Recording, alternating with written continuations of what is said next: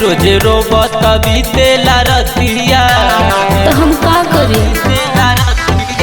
रोजे आखी से बहेला पानी, बर्बाद हो गईल जवानी।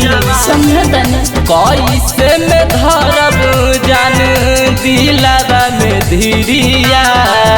जानू हो जाके ससुर रे यारो होब तुहरे भिरिया।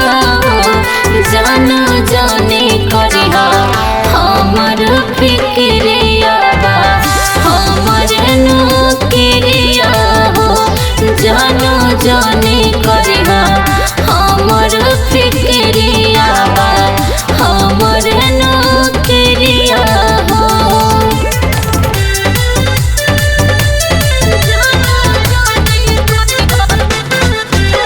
Ganpati recording studio Patna.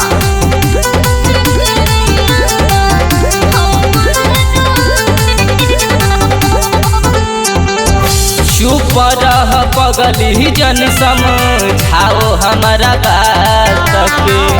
कैसे भूल जइबे हाउ मिलन पहिला रात के।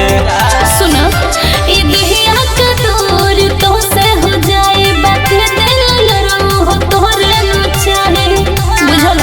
तू ही रहत रहलू जान दिलवा के भीतरिया। जानू हो जाके ससुर रे यारो होब तुहरे भिरिया।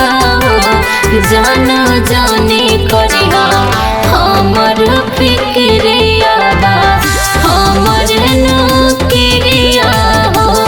जानू जाने करिहा हमर फिक्रिया बा हमर नुक्रिया हो।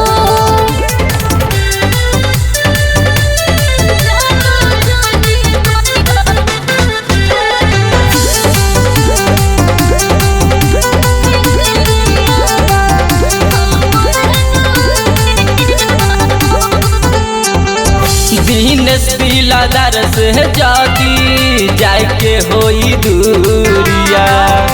चंदन रमेश से जनबा तई हम जबूरिया।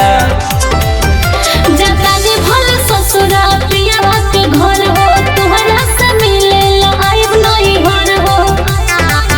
तोहरो याद हमारा दिल पर लगे तिरिया। जानू हो जा